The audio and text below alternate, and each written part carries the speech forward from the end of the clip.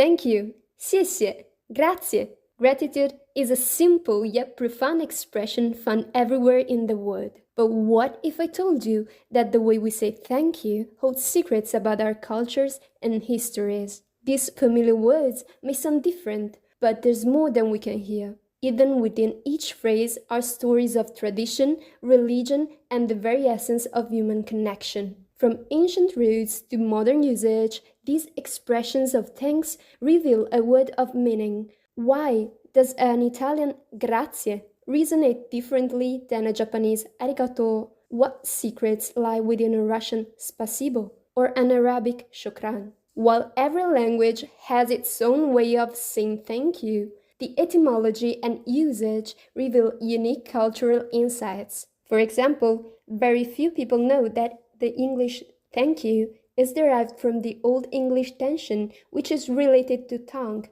meaning thought of gratitude. The Proto-Germanic root tankojana also means thank or think. The origin reflects a connection between gratitude and thoughtfulness, suggesting that expressing thanks involves acknowledging someone's action with considerate appreciation. As we come to Italy, the Italian grazie stems from the Latin word gratia, meaning grace, favor, or kindness. The term also has ties to the Latin gratus, which means pleasing or grateful. The Latin roots highlight a historical appreciation for grace and favor, which is evident in Italian culture's warm and expressive social custom. As it is for the Italian grazie, also the Spanish gracias comes from the Latin gratia. The use of the plural form can be traced to the phrase gracias te doy, meaning I give you thanks, I give you grace. The frequent use of gracias reflects a cultural heritage valuing expressions of gratitude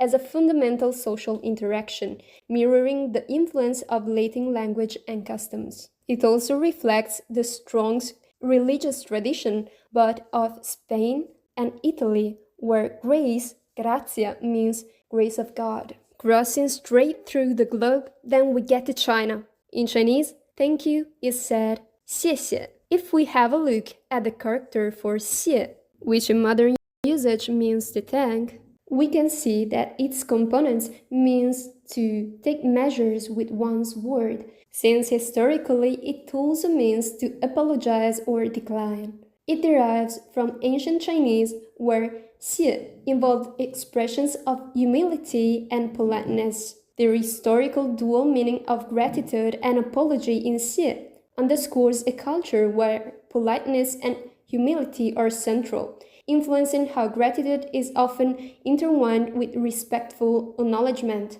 Also for this, if you're really close to a person, you are not used to say 谢谢 very often, since saying it so often would mean that you are taking distance from that person, which should be close to you since you're friends or relatives or, who knows, lovers. So remember, next time you're taking a gift from a Chinese friend, do not say 谢谢.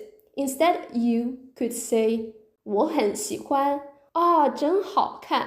Like, I really like it. Oh, it's really beautiful. Appreciating what they gave it to you. Now, after a quick trip to Eastern Asia, let's go back to Europe, to France, where thank you is said merci. Merci comes from the Latin mercedem, which means reward or wages. Over time, it evolved to mean a favor or kindness that deserves acknowledgement. The evolution from a concept of reward to gratitude reflects the French emphasis on recognizing the value of others' actions, blending formality with genuine appreciation. Now, since we got to talk about appreciation, let's jump back to Japan.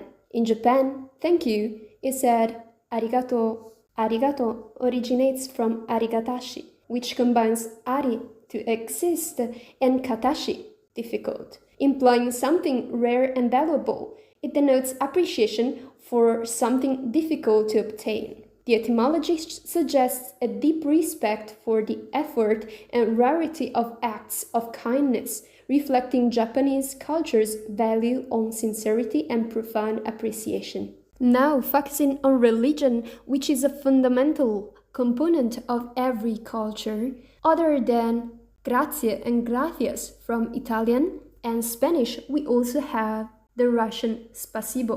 Spasibo is a contraction of spasi and Bog, which means God save you. The term combines spasi, save, and Bog, God. This religious origin reflects a historical intertwining of gratitude with blessings, indicating a deep cultural appreciation for both divine and human kindness. In Arabic language, shukran comes from the Arabic root shukr, which means to thank or be grateful. It is closely related to shakr, which signifies gratitude in Islamic teachings. The root in gratitude and religious teachings highlights a culture where expressing thanks is a fundamental part of social and spiritual life as well. In Hindi, Dhanyavad combines Dhanya, blessed or fortunate, and Vad, speech or words, originating from Sanskrit. The Sanskrit roots emphasize a sense of blessing and fortune in giving thanks, reflecting Indian culture's holistic and respectful approach to expressing gratitude. Now last for today, the German Danke. Danke derives from the Old High German Dankon, which means to thank or to give thanks. It is related to the Proto-Germanic root Tankojana, which is also the root for thank you in English. The etymological roots of thank you across these languages show a rich tapestry of cultural values.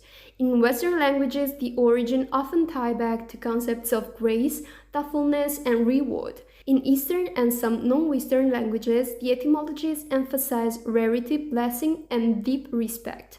Thank you is a really simple word to learn in every language, but at the same time, it highlights the unique cultural nuances that influence social interactions in that culture. So next time you're learning a new language, be sure you first learn how to thank other people and when to thank them. See you in the next episode of Cultures Through Languages.